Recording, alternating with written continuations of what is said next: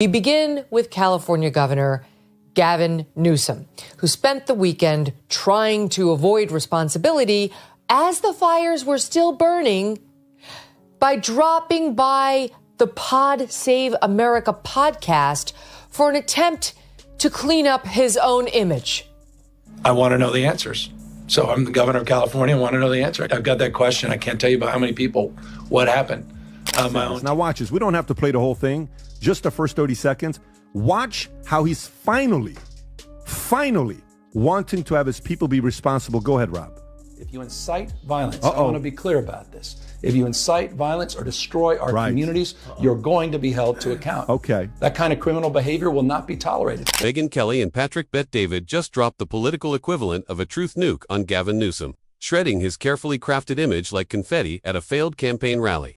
With razor-sharp wit and brutal honesty, they exposed the California governor as a walking PR stunt wrapped in hair gel and hollow promises. From failed policies to flashy hypocrisy, this roast wasn't just entertaining, it was a demolition job. If Newsom had mirrors, they just cracked. This is unfiltered political. He had no dignity. That's what I was missing. There was no dignity. It just looked like a man desperate for attention. And whenever DeSantis was scoring points on him, he would interrupt over and over to try to talk over the points as just a, that's like a middle school debate tactic, which is pathetic and not. This was a catastrophic moment in his career.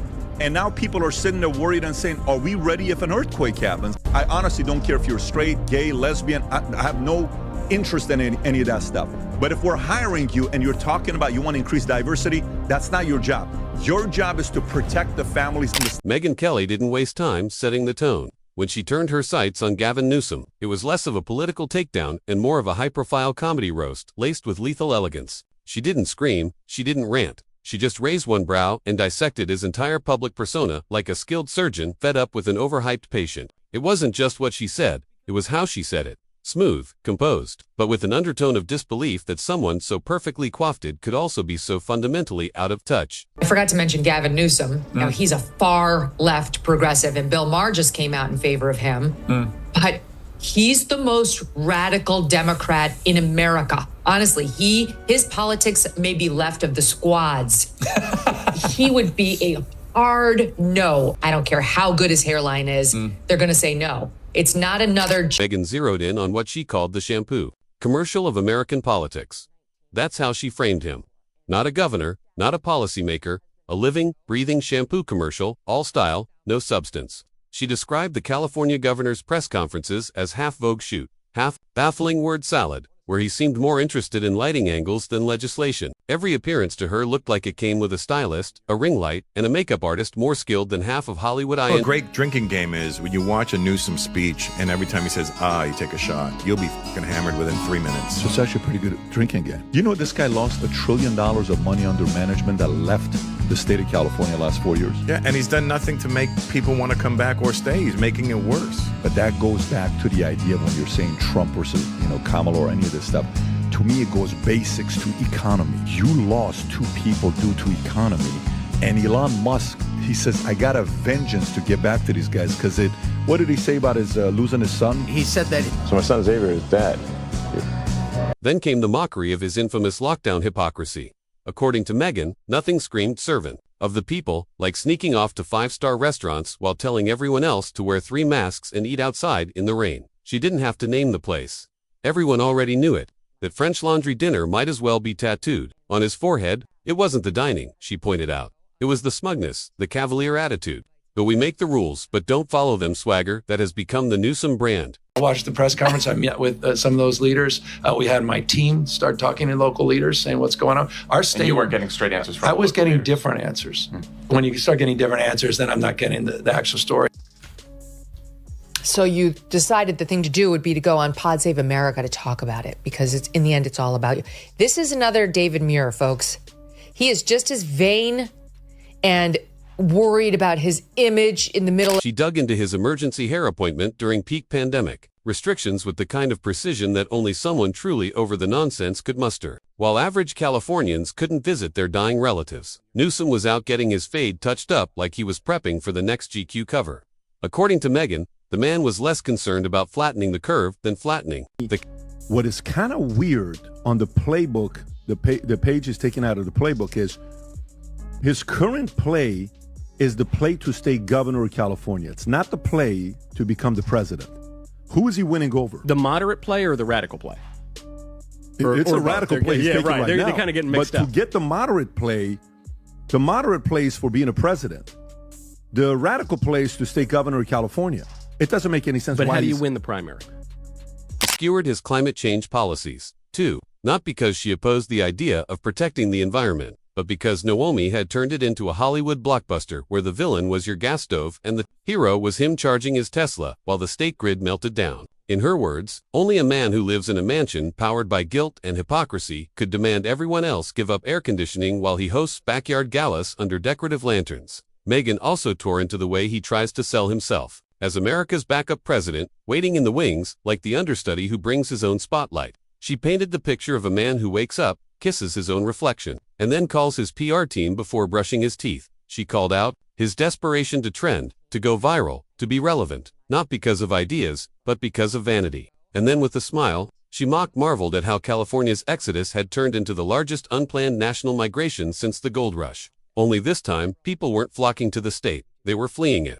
To Megyn, Newsom was the guy who inherited the mansion, set it on fire, then blamed the neighbors for not bringing enough Hosea Cyan. This is the governor of California, the great state of California, which he's destroyed the last 4 years under his reign. He's being asked, what happened for this $24 billion that you asked us taxpayers to fix homelessness? What happened to that money? Here's the exchange. Go ahead, Rob. To determine whether the money that's being plowed into homelessness is being well spent. One of the vexing issues that was highlighted in the audit was local. And each city and county has different strategies and approaches. We've tried to level set that. I'm sorry, Governor, I didn't hear responses to either of those questions. Do you acknowledge whether the money that the state isn't doing enough to ensure that the money is being well spent?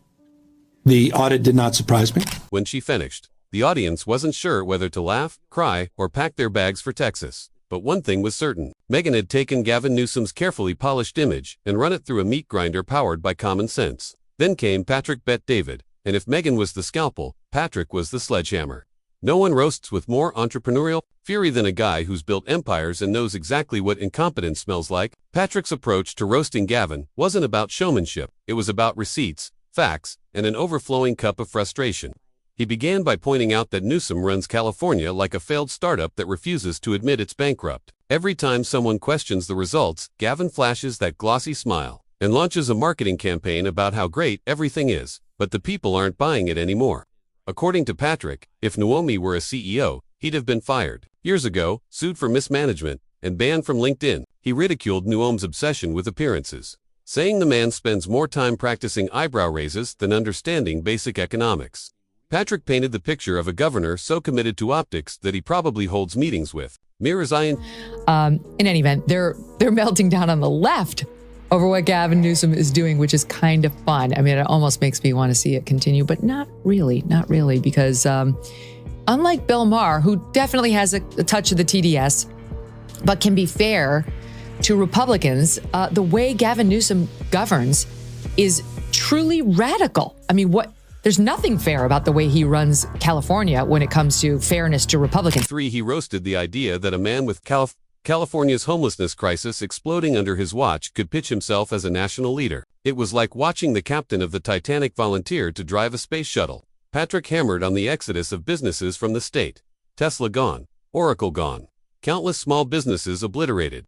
Patrick said if Newsom were running a company and lost that many clients, the board of directors wouldn't just fire him, they'd erase all his login credentials and change the locks. He likened Gavin's economic strategy to setting a pile of cash on fire, filming it in slow motion, and calling it art. Then he took aim at education. In Patrick's words, California's public school system is so broken under Naomi's leadership that it might as well be a documentary on what happens when you confuse activism with academics. The test scores are down, the kids are out, and the only thing going up is the budget for more PR, explaining why it's not his fault. Patrick also mocked the state's taxes, calling them a protection racket disguised as governance. In his view, Naomi treats taxpayers like hostages in a luxury hotel, charging them more for less and pretending they're lucky to still be allowed in the building.